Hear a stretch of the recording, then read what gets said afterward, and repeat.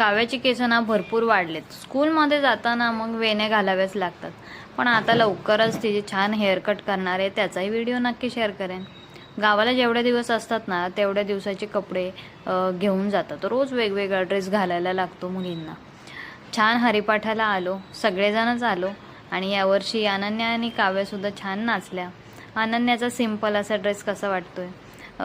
घरी आल्यानंतर छान पुलाव केला, वाटाणे वगैरे सगळं नेलेलं गावी.